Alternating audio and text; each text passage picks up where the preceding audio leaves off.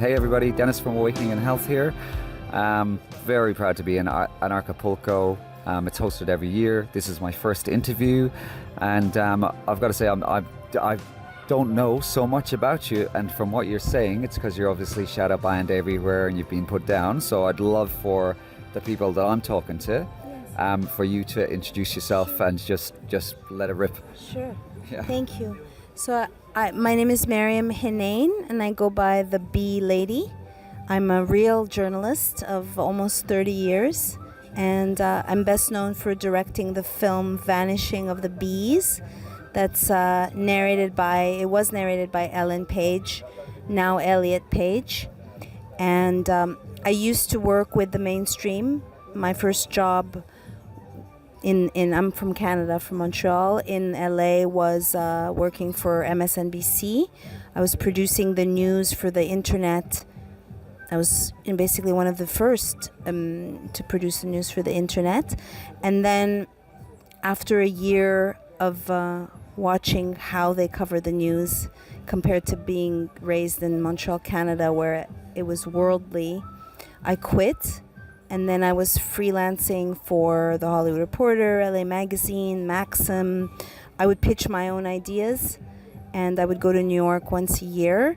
And then I was hit by an SUV at the age of 29 and dragged 50 feet across the cement and broke my femur and 6 ribs, my L1, my tailbone, and I didn't even have physiotherapy because I didn't have insurance. So I used yoga, and it was really an initiation. Because of the PTSD, my body erupted in all sorts of problems, and I used I stopped eating sugar and gluten and dairy in 2006, way before it became fashionable.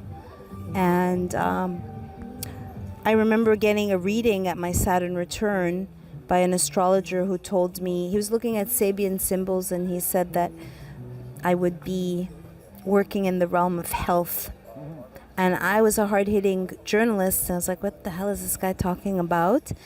And then the bees flew into my life. I asked God to be in service and spent 5 years all around the world traveling, learning about colony collapse disorder. And then slowly after that, I launched Honey Colony. So I was one of the first in the nutraceutical online space, and everything that I was selling, we weren't creating our own products yet, was things that I vetted and used. And then we released our own products, one being chelated silver. And I was a digital nomad living all over the world, growing my company, and I built it, me and my business partner / ex business partner, lover at the time, partner, built it into $1 million company. In 2016, I was one of the first to sell CBD in the online space, and as a result of being on the forefront, we were attacked. So all the online processors, this is 2017, came after me. So I got banned from PayPal in 2017 and GoFundMe in 2018. And then also the online website was getting 500,000 views a month, unique visitors. And then they put out the Medic update, Google, and we lost most of our traffic. Anybody under your money, you're alive. Well, I'm burning with questions here. There's so many great tangents we can just go off on. And I mean, first of all, just back to the bees, because that's something that I live in a place called Cairns in Australia, and I was mentioning to you before, I was in the heart of the medical system. I exited because of all the stuff that you're more or less talking about. And when you're looking at all these documentaries and these things that we're seeing on mainstream television, it just I feel quite enraged that two things, glyphosate and atrazine, are not on the forefront of any chat when we're talking about bees. And we've got all these reports in the bullshit mainstream media saying, oh yeah, scientists, we think it's a mite, or we now think it's this, or we now think it's that. Maybe that's the reason, when we've got multi-billions of tons of this poison, which also affects our health, being just flying around the world, and it's ubiquitous everywhere. So that's my first comment. I'm kind of ranting, I know, but it just really does drive me crazy. And so for you to be, and I'm actually aware of that documentary, so for you to have been onto that at such an early stage, I mean, I didn't wake up to that stuff until later, and it kind of irritates me that I was fed hook, line and sinker. The next observation I make is I'm leaning a lot more towards people like yourself now and the position you're coming from, because I kind of was on that other side of when you're mentioning more esoteric stuff. I've gone, that's just what the hell's that about? I didn't understand that, and I listened to your talk. It was really incredible, and that kind of pain you felt for having those snips taken out of just standing in your truth, standing in your integrity and your honesty, and just going, she's crazy, and taking those snips. So the language you're using for anybody who's watching is really important. It shouldn't marginalize you. It actually, to me, defines that you're actually more in touch than the people who are asleep. You just said, no, yeah, possibly. No, you talked about, I can't remember. I was just caught in your flow. So specifically, I will have to go back and watch it. But there's some of that's more, I guess, more heartfelt language than that more analytical language. So yeah, back to you. Keep going. I would say I filmed in Australia, Yeah. and I worked to get the shot on the 737 because they were loading. I wanted to show the world and myself loading bees to ship them like adulterated slaves during, because of the shortage. And it's the exact same thing. Like recently, they finally put out the vaccine for the honeybees, but a decade ago I knew they were developing, and it's the same thing. Eradicating the immune system, and it's the immune system that's being assaulted, that cannot ward off the mites, that it's been warding off forever because these are ancient creatures. And Alex Jones is not the only one who talked about atrazine and gay frogs. Yeah. In this case with the bees, it's neonicotinoids, and there's a whole family of them.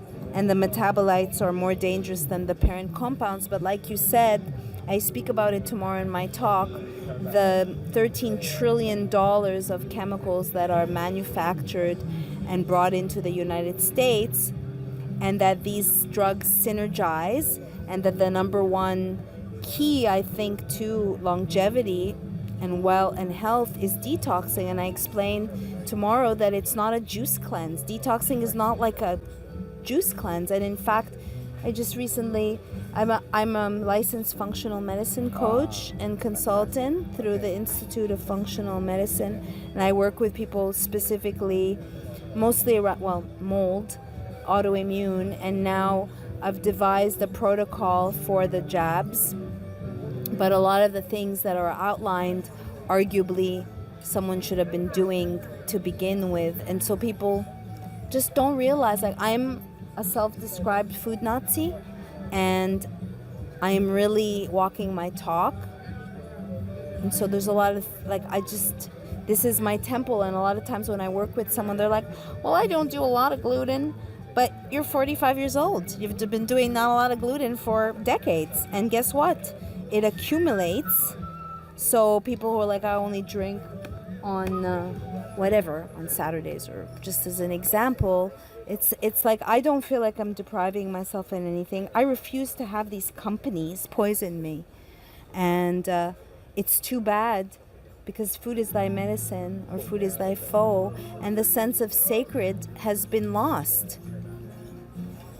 Absolutely, I couldn't agree more. And it's interesting because it flies, excusing the pun or pun intended, yes, back to the bees, because again, especially grains are so toxic heavy because they're just double sprayed, triple sprayed, because they keep them from going off, and we're putting that into our system. So again, yeah, I've got a firm focus on food as well. So I'm absolutely loving what you're saying, and I'm also really impressed by how many friggin' skills do you have. So you're a movie producer, you're an interviewer, you're an article writer, you're a journalist, you're a functional medicine consultant. Holy cow!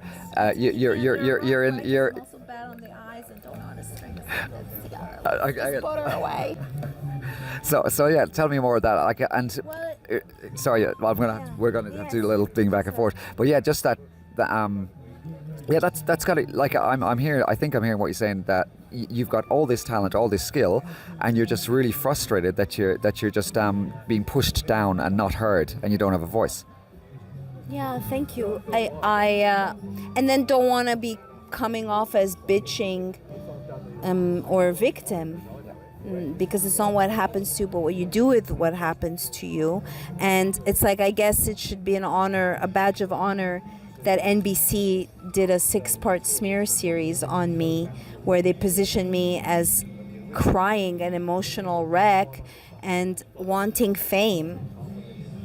Yeah, I'm frustrated because I also have produced a body of work that's, just anyone that actually spends the time to look at the body of work, and I could be judged on that, the caliber of my writing or my journalism, the caliber of my heart, and then to have to ask for help financially is so that's why I say to people, like, I raised $1 million through Indiegogo, through Grant, through Kickstarter to make Vanishing of the Bees, but yet it's been 11 months that I'm trying to raise just $15,000. And I give my gifts and go. Or it's like, let's say I was interviewed by Stu Peters, who I was on his show way before he exploded. And then you put me behind a firewall. So you're making money off of my segment, but you're not giving my links to just make 50. Because this, if they give it to her, they're not going to give to me. And I said to you before, yeah, and this is something that I kind of struggle with as well, but that's like financial abundance, that helps us do what we want to do. And you talked about fame, and it's just it's a dirty word now. It's not about being famous, it's about getting recognition, it's about getting our voice out, it's about trying to, like, promote this stuff, because not enough people are talking. And I get frustrated, and this is not directed at you, by the way, that we have to try to explain ourselves and say, and paraphrase it, and then you look at people like Tony Robbins. He doesn't give a shit about charging, I don't know, 200 grand for he's kind of up on that pedestal, and he's allowed to do that. But then somebody like yourself, you might try and go fundraising, and all of a sudden it's the attack. Oh, she's doing this for money or whatever, and that really bothers me. Well, I think if people is like, imagine waking up and Chase Bank closes you down, being banned from PayPal, being banned from GoFundMe, being banned from Chase, being banned from Twitter and YouTube and Venmo, and then having the government come after you for selling vitamin C and silver and using the word prevention. Just on that point, so can you tell, because I mean I'm a little bit aware of some of this, but not in obviously as much detail as you. Tell us a little bit about the whole situation involving Zach and your relationship with him, and that stuff was absolutely full on. It epitomizes the power of the technocracy. You mean in the series? You watched the series? No, I didn't. No, I didn't watch the series, so that's why you'll be telling me directly, and whoever might watch this as well. But yeah. Well, I'm not dumb. So Shadowland is a 6-part series that was on the Peacock channel, and Tanya Rashid is the name of the producer who came to one of my many screenings for Vanishing of the Bees when she was just graduating from journalism. So she first reached out to me, and I've been covering medical freedom and vaccines since 2012. And so I was telling her, go speak to Dr. Sherry Tenpenny or Dr. Carrie Madej. She was going to an event, and I was kind of telling her who's who. And then it turned out that she was doing a 6-part series on people who believe in a shadow government. And so they promised me to cover my story and do justice. So in the series, following me for months, and then I introduced them to Zach Voorhees, the Google whistleblower. It was my boyfriend. And so I know that they were going to smear me, but I also trusted Tanya, and I read from my book, because my George Floyd movie goes with a book that I'm still working on. I showed them evidence. I talked about Honey Colony, which is my magazine. Well, it was a magazine. Now we've separated that. I've had to take myself away from my own company. Instead of being like, Maryam's a hero. She's got balls more than men and courageous. I've had to strip away myself. And that takes a big person too, because I've done nothing wrong, but didn't want to harm my company. Anyway, so they promised all of this. And then when the series came out, it's mortifying. And they just focus. Unfortunately, Zach broke up with me on text. And I tried to say we should seem united, not give these people, because they turned a supposed documentary into reality TV shit. And I wasn't personally told that the Atlantic, so Joe Berlinger, that apparently has a positive reputation, and then he actually said after the fact, oh, I'll sit on a Zoom call. And I was like, oh, you'll be on my show, Truth Lives Here? No. No, you don't have the balls to go on record. So you want to talk to me about my concerns once you've already released this? And all the meat and all the substance has been taken out. I had to do a rebuttal, which I did on my Rumble. Yeah, and what you're saying is really important, because there's nuance and there's context, and that's the other massive frustration. Facetious, and rightly, and this is, we've got to start understanding that how poisonous mainstream media are. And I'm just listening to somebody who I was reflecting on a few things that you're saying. So on the one hand, do you think you're a little, you have gratitude as well for the fact that it's just made you, I'm just hearing somebody with huge power now and some more drive. And I kind of reflect on this. I'd rather not have gone through the challenges that I've had to go through to get here. But holy shit, it does bring a sword to your character that we can stand in with massive power. On the one hand, I'm kind of thinking, that sucks to hear that you've gone through some of this stuff. But on the other hand, I'm just seeing this friggin' sword carrier, and I'm thinking maybe that's a good thing. Well, I think everything.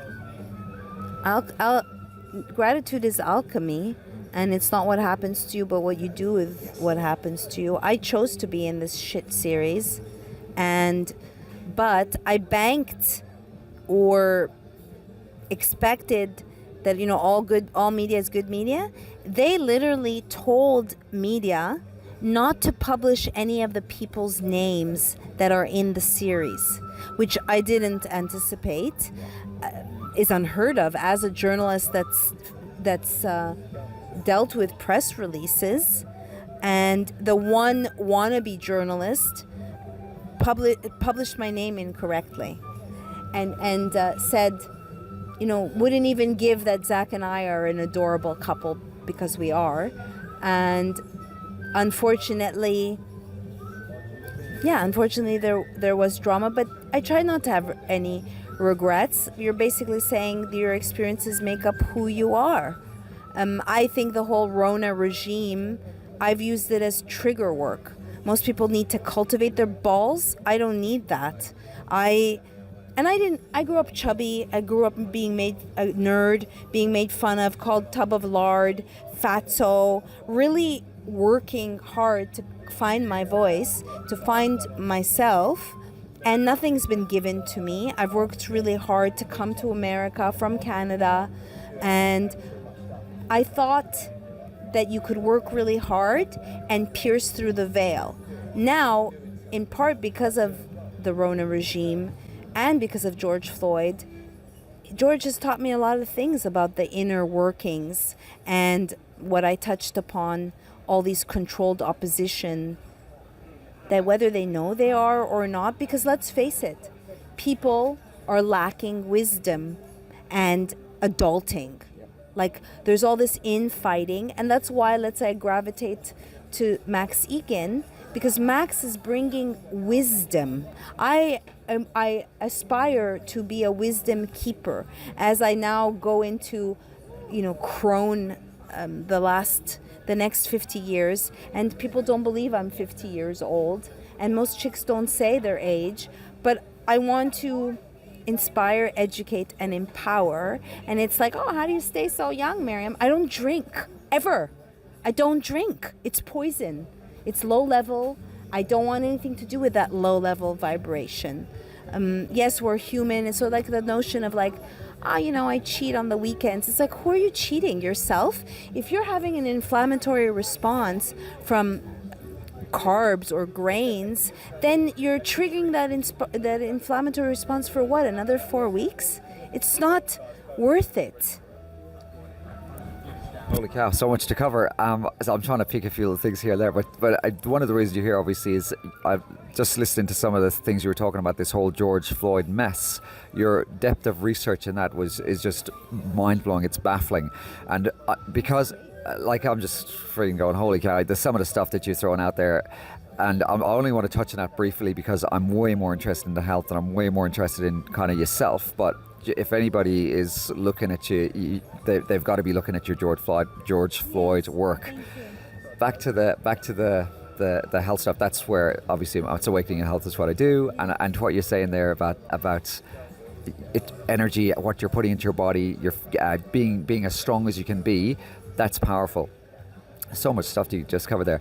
The journey of being really stuck and caught and having a really tough place as a child. Yeah, and I'm a fattest. I'm against fat. I'm a fattest because putting cosmopolitan, obese, morbidly obese people is nothing to do. What they really are is trying to make us all sick, and it's not our birthright. So I'm not talking about like having, I'm not talking about shaming people, but I'm talking about having discipline, optimizing, like self-mastery.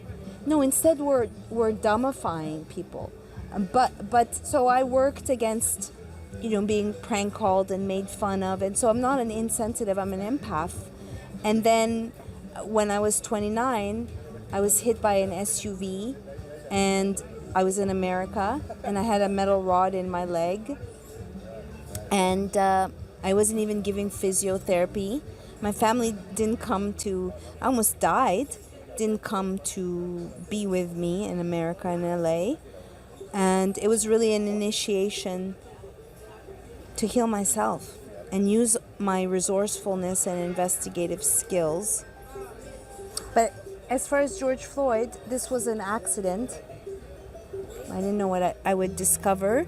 And the film, the real timeline, is about the chronology, and it goes with the book. So I know that in 10 minutes, probably people learn more than in the entire time that the media lied to them. But the book, which I really need support, people can pre-order. I really need focus. I haven't worked on the book now in probably 3 weeks because I'm being forced out of my home in Florida and asking God to direct me.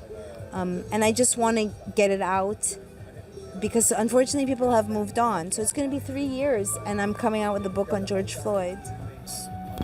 So why is it important that people know about the George Floyd incident? Well, the media has been lying to us for eons. But this was the event that they used to usher in a color revolution, to educate people can get educated on the color revolution, on this communist overthrow.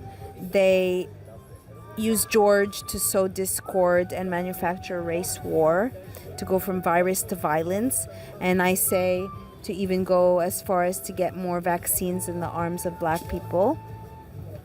So it's multi-layered, and my goal was just to try to understand the PSYOP. I didn't realize I was going to learn all of this. So the book is a lot juicier than the movie. There's just so many details I can put in the movie. But if anything, the fact that this movie is out and hasn't made waves the way I feel it should, just based, who cares about me? Just the content, right? The fact, I mean, people now, what did you take away from the movie?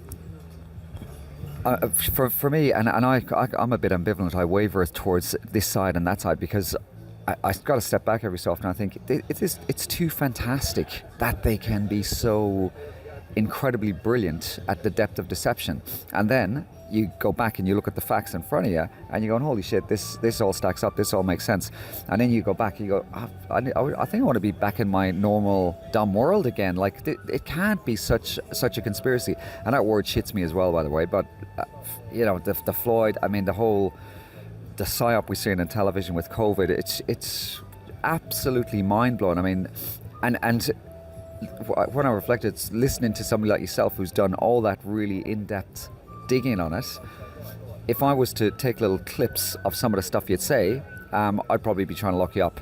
So how the hell do you make sense of that? I mean, I'm listening to you. You were right in the middle of it. How do you make sense of it? I don't know. Make sense of George Floyd? No, just the world being such I guess on the one hand, it's a beautiful place. We're in a lovely setting here. We got trees. We're in nature. We've got love towards each other.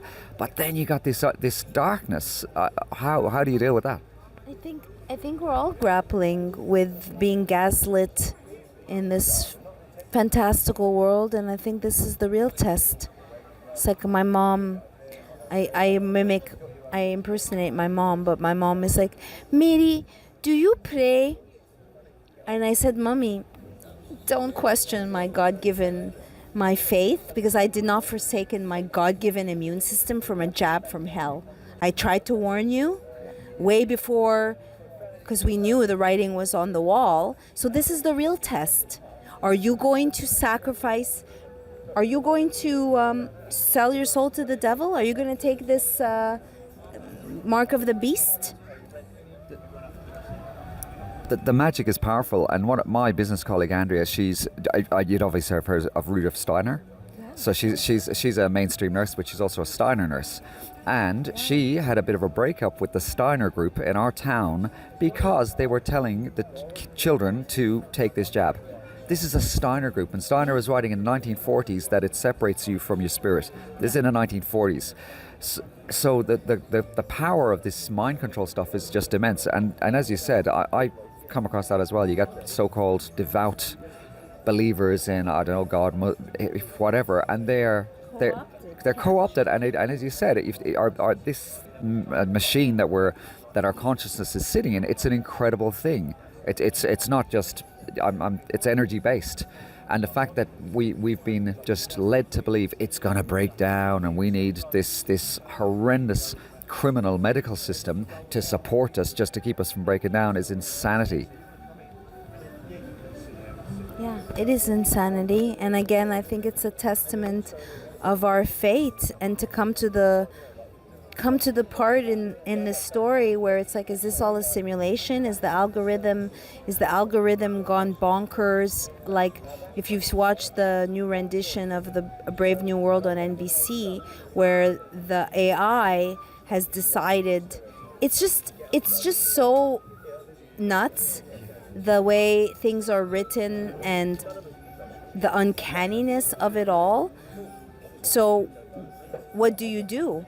I mean, something like this in Acapulco is a refuge, is like the first couple of days I'm detoxing from all the heavy shit that I process and try to understand. Like, I'm really usually at my desk with 3 screens.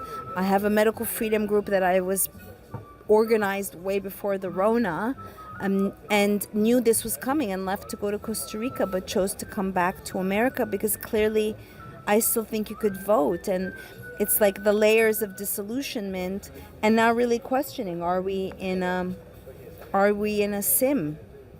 What do you think? I'm at a stage now where I'm open to absolutely anything, but I don't fully believe anything either. I was telling somebody yesterday, I said my daughter a big documentary about flat Earth, and I asked her afterwards, I say, what do you think now? And she says, I hate you.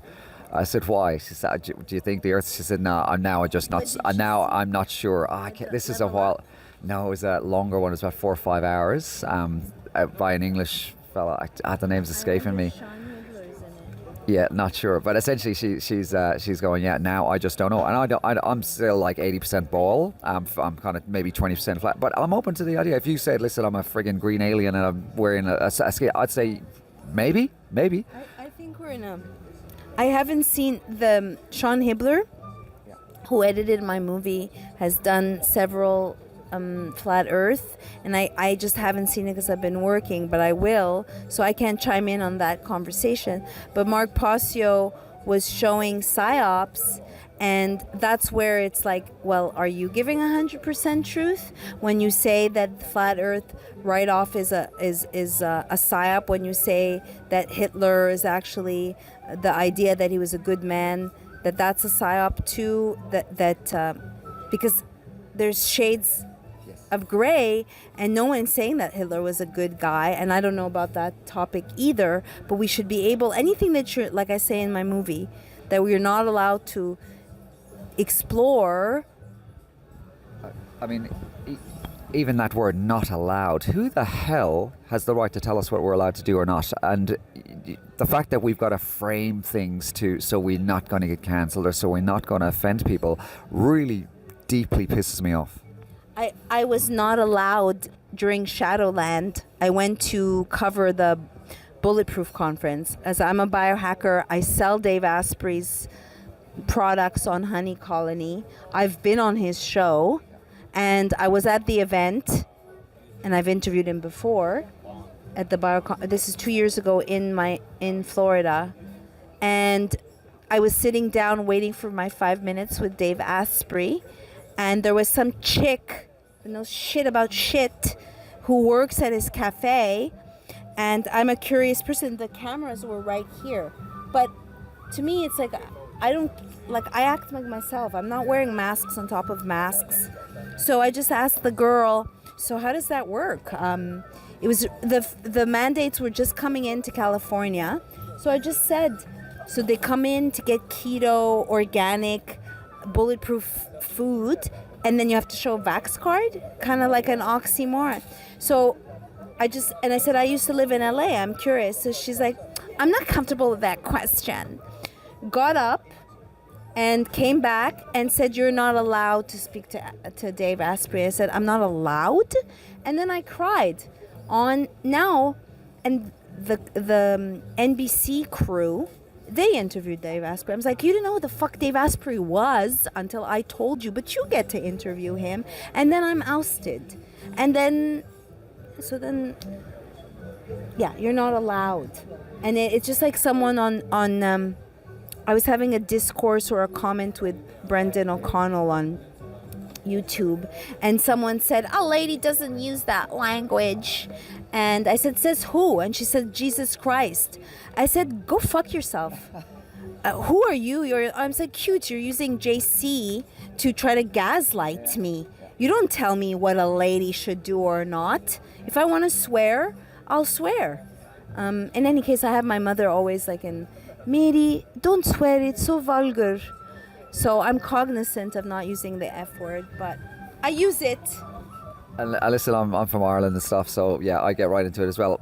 And it's really, this is a great topic, and I'm trying consciously to swear less, because of the idea that words carry vibration, they carry frequency, and I've no doubt you know about some of these names. Are gonna like Masaru Emoto, and frequencies in water, and people like Veda Austin. So I'm trying to lean into that a lot more of realizing that the frequencies are including this frequency from our throat here that we're putting out. On the other hand, I love the honesty, and I love that just being yourself is really important as well. So for me, I think it's about finding that balance of, yeah, listen, I'm still from Ireland. I totally get your passion about not drinking alcohol. I had a few beers last night, so we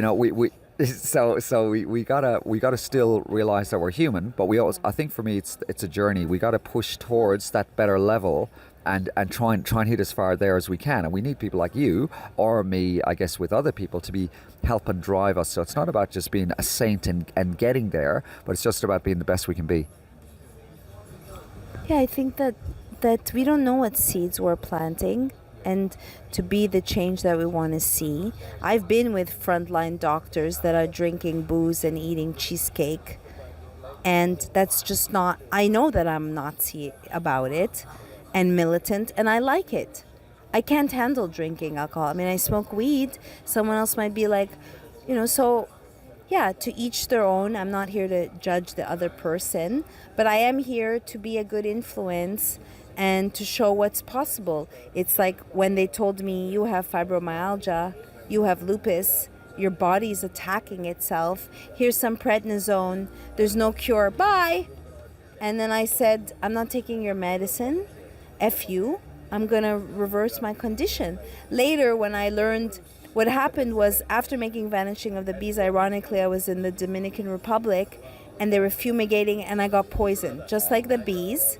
And now I've become an environmental indicator, just like the bees, that I could walk into a room and I have multiple chemical sensitivities and be like, oh, there's mold here. Oh, there's a gas leak. Oh, I smell toxins. Unfortunately, just like we don't respect the bees, we wouldn't respect, like I say, I'm a warrior in a bubble. It sucks to be this sensitive. But it's only because I got poisoned. Do I regret it? Or like, oh, Maryam, you could do this and this and this and eat gluten. Why? What benefit other than taste does gluten give me? So it can help screw up my intestines and cause leaky gut, cause inflammation. Like, what positive? And I think, yeah, there's so much again, and well, totally shit. Every sentence is packed with a load of stuff. But one of the things that strikes me is just we're not aware of the power. And I often bring up this study with dogs. I don't know if you know of this, where they transplanted the bacteria from an obese dog into a skinny dog, and what they found was it actually changes the dog's sense of smell. So this bacteria is driving this dog's behavior, and the same happens in humans. We think we're making we think we're making choices. We ain't making choices. Or these toxicities and poisons are pushing what we feel we need to eat and what we think we like. And I used to do a lot of work in drug addiction, and we talk about the stages of change, which are pre-contemplation, contemplation, action. And when you're pre-contemplative, it's where I might try and tell you to change something, and you're going to tell me get lost. And often the reason when you're in that pre-contemplative stage, with amphetamines as well, I would get people say to me, well, why don't you want to give this up? And they'd say, hey, I like it. So just because you like a cheeseburger or you like a soft drink doesn't mean to say that that's not language to say I'm highly addicted. And I really want to push that to people. Well, that goes to self-mastery and how many people who say they're conscious but they don't have a high EQ or look at what motivates them. And that's maybe why I really dislike alcohol, because I can see, it's only in the past year and a half that I tell people I'm a clairaudient, I'm an intuitive, I'm a sensitive, because I realize how much I factor in my hunches and intuition. Like yesterday, like this word came to me, things come to me and I don't even know why, and I'm seeing more and more. But anyway, back to the booze, that I can see entities around someone. I could see their blind spots and I'm irked by that. And I just feel like it's about self-mastery. It's about know thyself. And when I had my near-death experience, what I heard was noti setom, which is know thyself. And I'm maybe uber aware of self. So if I'm being shrill or I have cancel PTSD. It's a real thing of being rejected and censored over and over again. And then, it's like someone will be like, I paid $50 for a reading yesterday, but it's like, why am I not being paid? It's like I wrote an ebook and I was giving it for $1.99, thinking that I don't want it be cost prohibitive. And then people who work with me is like, no, you have to increase it because people feel that if they pay more, it's more valuable. Okay. It's hilarious that we're thinking along the same thoughts, because I'm going through that. I've got an online product as well that I put together, a video course and whatnot, and trying to target price that and have that. You want to help humanity, you want to do something for people, but we need abundance, we need flow as well. I mean, I know that I manifest powerfully, but something probably for me is I'm sabotaging myself, or I've also been attacked. Yeah. So I feel something, either it's entities that I've attacked or whatever, or as an empath, I had to learn, I'm still learning, what that's not mine. Again, so much. So the first thing I'd be saying is and I think I hear what you're saying, and I feel a little bit like this as well. You are worth it. We're worth getting friggin' paid for our knowledge, and even in the last, I don't know how long we've been talking, 30, 40 minutes or whatever, you've packed more into that little conversation where I'm going, holy shit, she knows about this.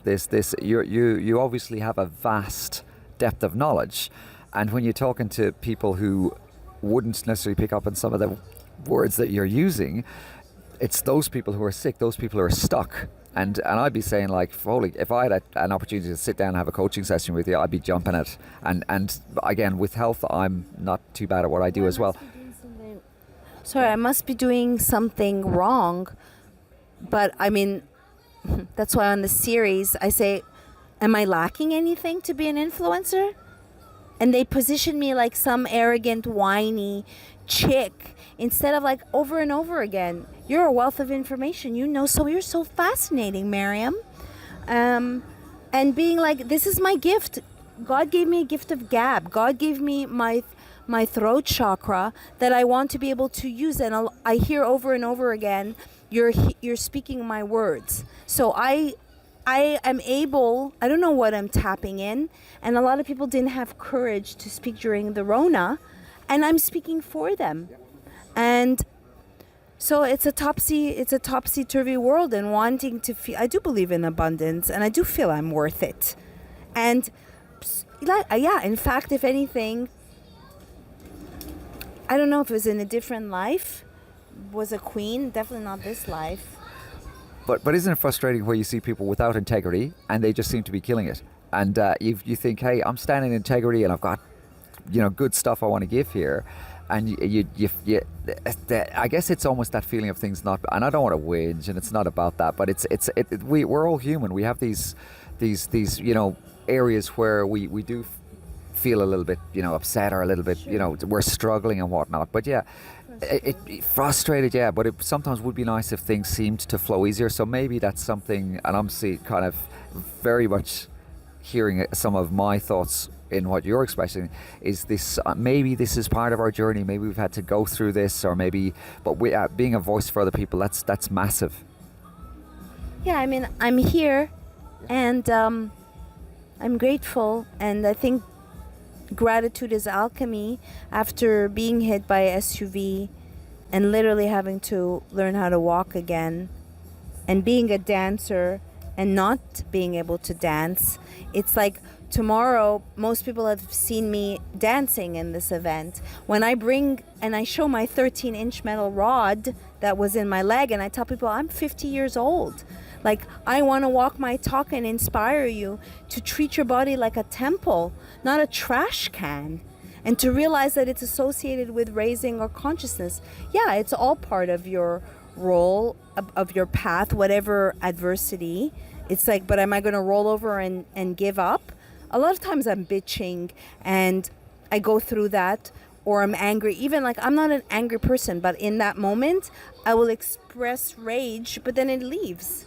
But we're talking about upsetting stuff. We're talking about, like, we're just in a nuance. So that's why that comes out now. That's not the full you. No, it's not the full me. And I'm a Gemini moon, and I have a lot of different facets. For the person who think I'm a dancer at this event, or asked if I got money, which I didn't, would have been nice. But I'm, I was on a show with someone that I thought was my friend, but ended up, they pretend to be one of us, and like, oh, you got banned from YouTube, but look, now you're back than ever, and you admitted to me that you're making $40K a month. Awesome. I won't say their name now, but I used to be on his spiritual show, and it's like, oh, you're making $40,000 when I'm on fucking food stamps, asshole, and you're, and it's great, but you're peddling bullshit, and then when I call you on it, if you're doing the work as a spiritual brother, you don't gaslight me and tell me I'm being negative. You have a conversation with me, because I know how to say I'm sorry. I'm able to look at my shit. I have a very high EQ. And so what was my point? There's a lot of faux people, and I can have anger, and I'm a lot of different things. It's okay. Oh yeah, he told me, he goes, well, which one are you? Are you a spiritual goddess, or are you a hard-hitting journalist? And I'm like, why do I have to be one or the other? I'm all of it.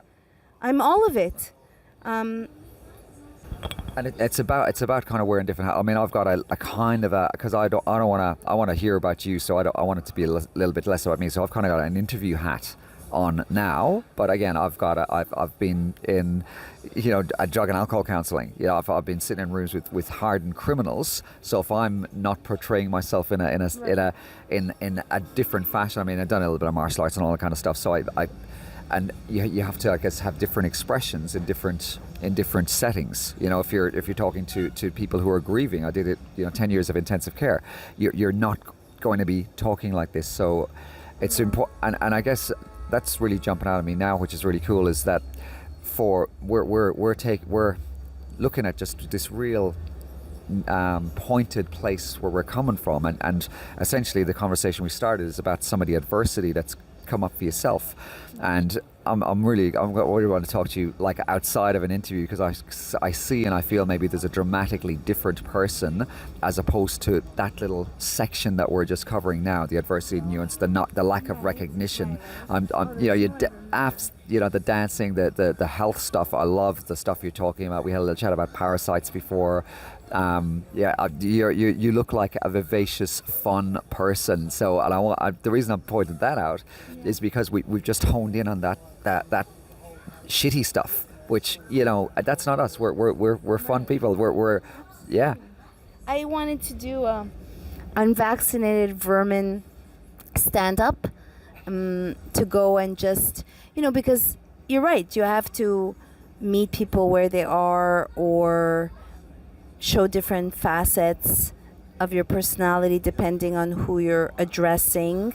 And I'm by no way an expert, and that angry part of me, that's I'd like to heal that, and it's by being given opportunities to share.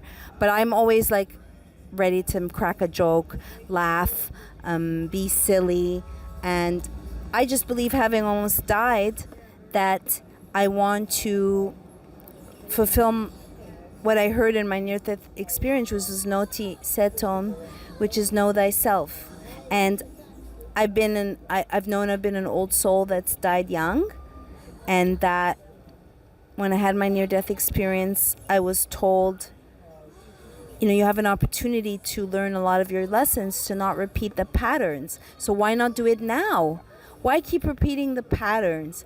So looking at your shadow, and like after this George Floyd book, like I've sacrificed willingly my spiritual practice. Like I haven't been in a place where start the day meditating or have balance and more play. I've just been like work. And even resentful that people don't know what it takes to write a book. A real book, not like a formulaic book that is formulaic. Some people, it's like, oh, you shit out another book? How did you do it? So this has been the hardest thing I've ever done, writing this book. And it's unfortunate, like, when it comes out, will anyone read it? Yeah. So people can go to Maryam Henein, MaryamHenein.com. There you could find my show on Fridays, which is called Truth Lives Here at 11 o'clock Eastern. And you can go to a subsection George Floyd review. You can pre-order the book. It's going to be published by Logo Sophia. I'm clearly not going to make any money from the book, because it's not why I did it. I'm not motivated by money. You can support me. There's my Give, Send, Go. But you can pre-order the book. It's called George Floyd, a multi-layered psyop examined. In the book, I interview Chris Martin, who took the 20, Maurice, who was with George that day, a DA investigator, police act. I like dozens of people that I interviewed for the book. And you could go to GeorgeFloydDocumentary.com to see the movie, the real timeline. And my articles I write for Dr. Sherry Tenpenny. Yeah, I love her too. I just put together a 10-part, my next ebook will be a 10-part series on how the gene therapy works. So I was commissioned to do a protocol for injuries, and I'm not a doctor. I'm looking at that as well. Yeah, I'm looking for someone to proof it. Dr. Ariana Love looked at it, but I told David Sorensen of Stop World Control that I wrote like 50 pages of how it works. And I said, look, I can't offer a solution if I don't understand the problem. And I'm not a scientist. But I look at this series and I don't even know how I wrote it. It's like God worked through me, because it's really up there. Like, to describe how the mRNA works, how PEG works, how the GO works. A little bit about Charles Lieber that I focus on. Like, my beats are medical freedom and transhumanism. And I focused on Charles Lieber because he's the nanotech king, and very few people know about Charles Lieber. So that's where they can find me. Thank you, Dennis. Absolutely incredible. I'll wrap it up because I know I'm taking up your time, but yeah, I absolutely loved it. Okay, thanks everybody. Oh, beautiful. Thank you. Oh, even better. Fantastic. Thank you. Thank you. Yeah, sorry, I got a bit triggered before. No, you're not triggered.